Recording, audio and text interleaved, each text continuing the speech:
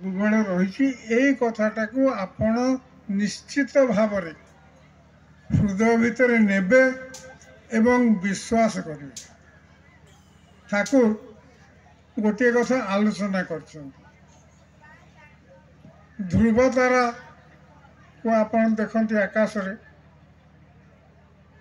ଜଳ ଜଳ ଜଳ ଜଳ ସପ୍ତର୍ଷି ମଣ୍ଡଳ ଧ୍ରୁବ ତାରା, ଏବଂ ପୂର୍ବରେ ଜାହାଜର ନାବିକମାନେ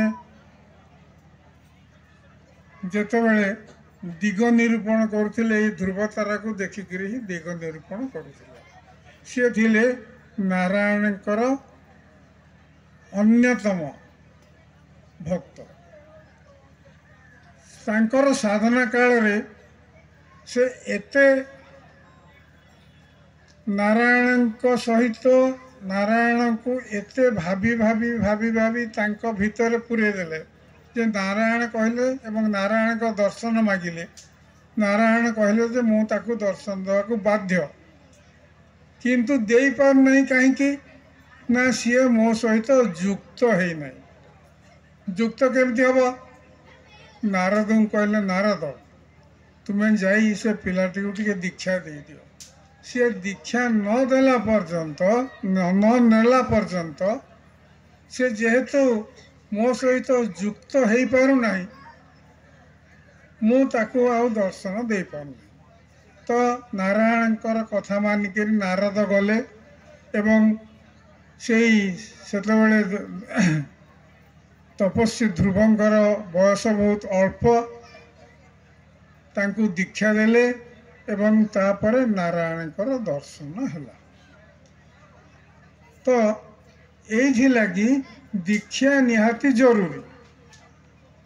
ଦୀକ୍ଷା ନହେଲେ ଆମେ ଖାଲି ସତନାମଟା ବାହାରେ କାହାଠୁ ଶୁଣି, ୟାଠୁ ଶୁଣି, ତାଠୁ ଶୁଣି କହିଦେଲେ, ଭିତରେ ବା ଜପ କଲେ ହେବ ନାହିଁ।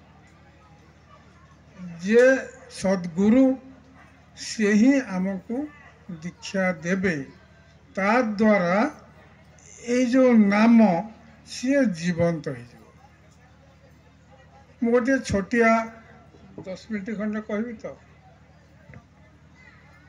ଗୋଟିଏ ଛୋଟିଆ ଉଦାହରଣ, ଗୋଟିଏ ଘଟଣା କହୁଛି।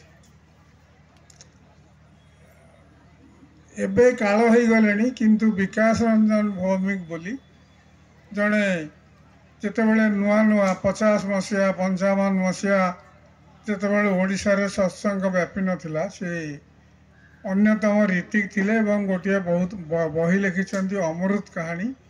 ସେ ସେଥିରେ ଗୋଟିଏ ଘଟଣା ଦେଇଛନ୍ତି। ତାକୁ ଆମେ ମଧ୍ୟ ମୋ ଠାକୁର ଯେଉଁ ବହି, ସେ ବହିରେ ଆମେ ତାକୁ ରଖିଛୁ। ସେ ଘଟଣାଟା ହେଲା ଏହିପରି। ଅଭୟ ରଞ୍ଜନ ଦାସଗୁପ୍ତ ବୋଲି ଜଣେ ଇଞ୍ଜିନିୟର କଲିକତାରେ ଥିଲେ। ସେ ଠାକୁରଙ୍କର ଭକ୍ତ ଆଉ ରୀତି। 1955 ମସିହାର ଏପ୍ରିଲ ମାସର ଉତ୍ସବ ସରିଲା। ସିଏ ଭଲ ଗୀତ ବି ଗାଆନ୍ତି। ସେ ଠାକୁରଙ୍କର ଅନୁମତି ନେବାକୁ ଆସିଲେ, କଲିକତା ଯିବେ। ଯେଉଁଠି ଆଗରୁ ଚାକିରି କରୁଥିଲେ ସେ ଚାକିରି ସିଏ ଛାଡ଼ି ଦେଇଛନ୍ତି ଏବଂ ଗଲେ କାଲି ସେ ନୂଆ ଚାକିରିରେ ଜଏନ୍ କରିବେ। ସେ ଠାକୁରଙ୍କ ପାଖକୁ ଆସିଲେ, ଠାକୁର କହିଲେ ନା ତୁ ଯାଇପାରିବୁନି, ତୁ ମୋତେ ଗୀତ ଶୁଣେଇନୁ, ୟା କରିନୁ, ତା କରିନୁ, ତୁ ରହ। ସେ କହିଲେ ମୋର ନୂଆ ଚାକିରି ଅଛି, ଚାକିରିଟା ପଳେଇବ ନା, ଯଦି ତୁ ଯିବାକୁ ଚାହୁଁଛୁ ତାହେଲେ ସବୁବେଳେ ନାମ କରି କରି କରି କରି ଯାଉଥିବୁ। ଏହା କହିଲେ ଏବଂ ସିଏ ବାହାରିଗଲେ। ଜସିଡି ଷ୍ଟେସନରେ ଆସିକିରି ବସିଲେ, ନାମ କରୁଥାନ୍ତି। ଗାଡ଼ି ଆସିବାରେ ଲେଟ୍ ହେଲା। ଗାଡ଼ି ଆସିଲା ଏବଂ ସେ ତାଙ୍କର ରିଜର୍ଭେସନ୍ ସିଟ୍ କି କେଉଁ ସିଟ୍ରେ ବସିଲେ। ଗାଡ଼ି କିଛି ସମୟ ରହିଲା। ସେତିକି ବେଳେ ତାଙ୍କୁ କିଏ କାନରେ କହିଲା ଭଳି ଲାଗୁଥାଏ, ଭୟ ଉଠିଯା। ସେ ଚାରିଆଡ଼େ ଦେଖିଲେ, କେହି ତ ନାହାନ୍ତି। କହିଲେ ନାଇଁ, ଏଇଟା କ'ଣ ଗୋଟେ ମୋର ମୁଣ୍ଡର ମସ୍ତିଷ୍କ ବିଭ୍ରମ ହେଇଥିବ ଆଉ। ଗାଡ଼ି ଛାଡ଼ିଲା ବେଳକୁ ପୁଣି ଏକ ଜୋରରେ ତାଙ୍କୁ ଶବ୍ଦ ଶୁଣିଲା ଯେ ଅଭୟ ପଳା, ଗାଡ଼ିରୁ ଓହ୍ଲେଇ ଯା। सी ए कथा शुणला मात्र सांगे सांगे तांको बेग धरिकी ओह्लई गले गाड़ी चलीगला कर कौन आउ तो देवघर जापरेनि तेणु से प्लाटफर्म गोटे बेंच रे बसिले आ घुमेले घुमौ था घंटाए खंडे चलीगला कोलाहल शुभिला कहीं कहीं किए तो पाटुंड हो देख देख जनागला जे ए गाड़ीटी नेक्स्ट स्टेशन मधुपुर गला मधुपुर जाकि गोटे मालवाही ट्रेन से ठिया होता ताकू बाड़ेला ताकू बाड़ेबार बहुत लोग मरीगले एवं अनेक लोग आहत हो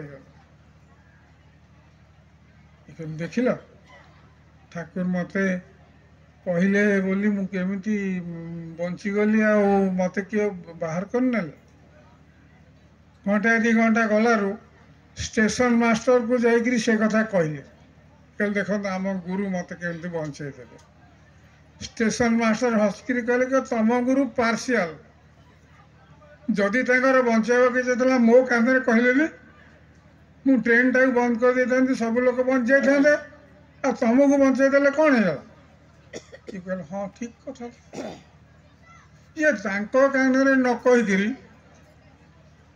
मो कान कहीं कहले ओह्लई जा जदि एक्सीडेंट हबार थिला ताहले तांको कान कहीदे था ट्रेन टा ये बंद कर दे नहीं ना गार्ड को कहीदे था स्टेशन मास्टर को कहीदे था ट्रेन चल न था ड्राइवर को कहीदे था सब लोग बन जाते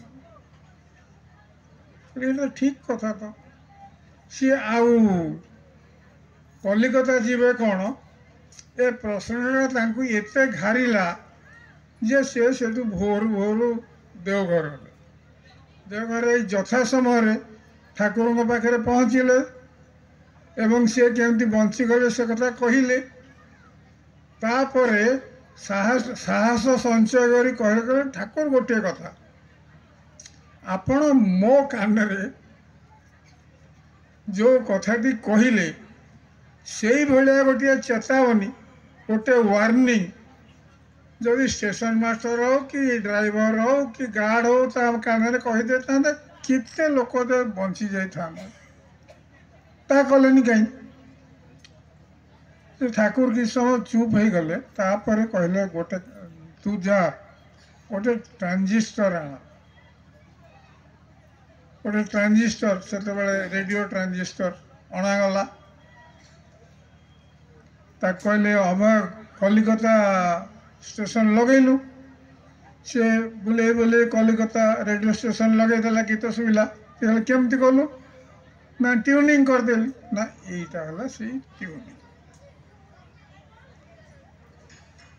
परम पिता आमर विपद आगरू सबु बेले आमको वार्निंग दौन ए बापा जाना रे हे माँ जाना रे या घटवे ता घटवे किंतु आमर ट्यूनिंग ना ट्यूनिंग नथिबारु आमे सेटा को सेई गीतटा को धरी पारने बा सेई मेसेजटा को से संवादटा को पाई पारने ए ट्यूनिंग होची दीक्षा या पूर्वरु आचार्य श्री श्री दादाजी यार पूर्वर आचार्य देव थिले सी बहु बहु दीक्षा कथा देवाई कहीगले बहुत दीक्षा हो गला किंतु परवर्ती काल जनागला जे एते दीक्षा है सीना किंतु से दीक्षा को प्रकृति में कहीं कार्यकारी कले नहीं से नाम के वास्ते दीक्षा है लोक इाड़ू आसला सेठू आसला जहाँ को नहीं ताकू दीक्षा दिगला से कागज पत्र सब फोपाड़देला लाभ किसी है तेणु एवं जो युवक गोष्ठी एवं अभिज्ञा नेतृत्व में जाऊँ दीक्षा जो गुड़ा दिखाई ताकू संजीवित कर धान बुणा हो गला किंतु वर्तमान ताकू ठीक भाव में बेउषण कर ये बेउषण हेले धान गछटी ठीक भाव में हम से काम चली वर्तमान परम पूज्यपाद आचार्य देव सबु केन्द्र मंदिर गुड़ा को टच करके जाउछंती जे आपण मानकु समस्त को प्रेरणा दबा लगी जे यही दीक्षाटा आम लगी बहुत जरूरी। गोटे कथा आपण माने निश्चित भाव में ग्रहण करेंगे ता होची आमे वर्तमान गोटे संधि काल अच्छे यही 25 मसीह रु 30 मसीहा पर्यंत नाना दुर्विपाक प्राकृतिक दुर्विपाक तृतीय महाविश्वयुद्ध इत्यादि रे ये सारा विश्वर जनसंख्या 1/3 खसी आस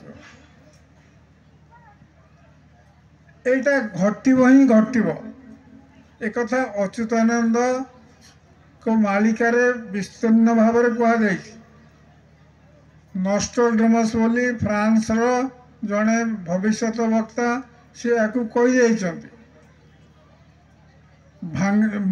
भांगाना भांगा बोली जड़े साधु अंध साधु सी कथा कही एवं नासा से कथा एवं कहूँ जे सूर्य एते विराट झड़ चली मुझे कहती जे 30 भितर ये जलवायु सब परिवर्तन हो समुद्र जोटी अच्छी से पर्वत उठी आस पर्वत जोटी अच्छी से समुद्र गहर होमती एवं ठाकुर कहते से समय कथा देना जे एमती एक समय आसब खाली शब आ शब ता ऊपर लोक मान चल एवं श्री ठाकुर कहते आमर से बही आम लिखिचु जे पृथ्वीर लोक संख्या 1/3 मु कहीं एगुड़ा आपण आगे गपुची यही लगी गपुची जे दुईटी काम निश्चित भाव में करंतु गोटे हूँ इष्टवृत्ति आउ गोटे हूँ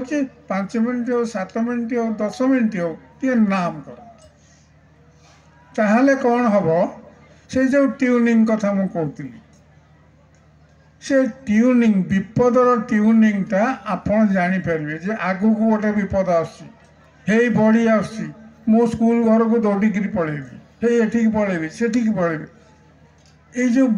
जो सुरक्षा ये सुरक्षार जो विधि तार जो उपाय सेटा आपण को ज्ञात हम एवं आपण शुणी पारे जदिओ आपण गुरु सब से कहते आपण शुणी पारना कहीं ना दीक्षाटा डरमांट होकर सुप्त होकर तो दीक्षा केमती जागृत हम दीक्षा जजन जाजन छाड़ दिंतु केवल इष्टवृत्ति आ नाम ये दीटी जदि रेगुलर भाव में करेंगे एवं करवा ये निहाती जरूरी ताहले आमे समस्ते जो आग को दुर्विपाक आसुची बंची जा समस्त को मोर हार्दिक धन्यवाद।